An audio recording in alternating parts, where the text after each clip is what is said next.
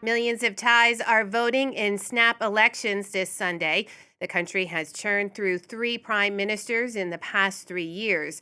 This election pits a youthful pro democracy party against rivals that are offering a mix of nationalist and populist policies. But none of the parties are expected to clinch an outright majority, making a coalition government likely. Current Prime Minister Anutin Charnvinakul says he hopes voters will trust his leadership. For more on this, we can cross to Bangkok and speak to our correspondent, Tommy Walker. So, Tommy, as we've been discussing, there's a lot of parties running, but there are three front runners at the moment. So, does this mean it is likely to be another coalition government? And if so, what does that mean for Thailand?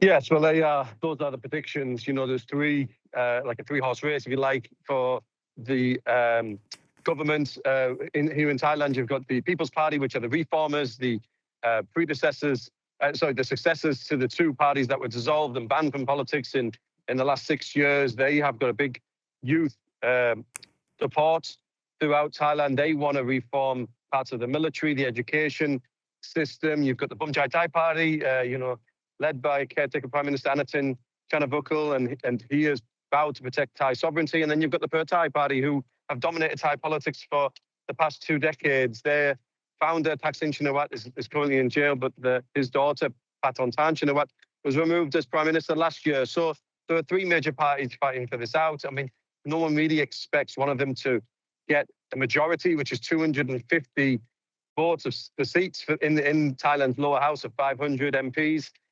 So a coalition could be likely once we know the results from the people. Those polls ended 3 minutes ago. So now it's down to counting and to see of the millions of Thais who have voted today, who they have chosen. And then we'll know more about potential alliances and coalitions moving forward. I mean, the issues with that is that obviously all parties have their own policies of how they want to improve Thailand, its economy.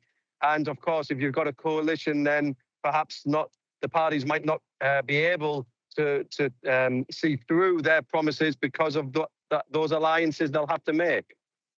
Now, Tommy, you've been out speaking to Thai voters at polling stations. What are their main concerns?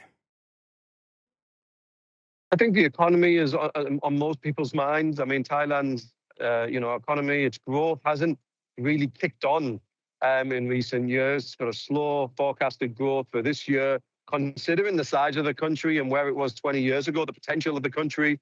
A lot of Thais feel that the infrastructure, structural issues are a major issue. Thailand hasn't really jumped onto the new tech bandwagon. Even tourism, which is one of Thailand's low-hanging fruits in terms of its economy, is declining as well. So there are real concerns about what Thailand's future is economic-wise. So I think people are looking toward that. What's the future for them? Can they make more money? Is there going to be more investment into Thailand?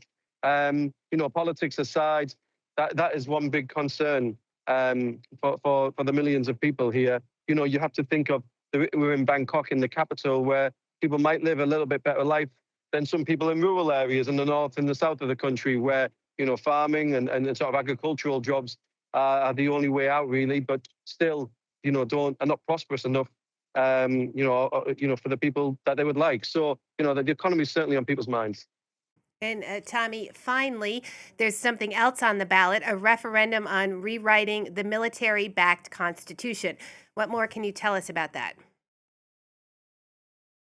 Yes, it's important and interesting, really, because I mean, yeah, there is a vote for the Thai people to vote if they want to amend the constitution. That's taking place also today. It's not going to be decided today. That's the first phase of this particular vote, and there will be two more stages at least and to whether that happens. I mean, Thailand's current constitution in 2017 was drafted only 3 years after its last military coup in 2014. So a lot of critics believe that constitution actually gives too much power to certain agencies in Thailand to make major political decisions. We have to remember, like as mentioned, the 2023 election winners were banned after being blocked by Thailand's Senate for their pledges and controversial promises during that election. We've had three prime ministers and two removed, and the removed prime ministers have been by rulings from the Constitutional Court. So there are people that believe that there's too much power in the Constitution for other agencies, and we'll have to wait to see whether the people, although likely, want a change in this Constitution moving forward. Tommy, thank you so much for keeping us updated. We understand the polls have closed now, so we'll all be waiting to see the results. That's France 24's Tommy Walker in Bangkok.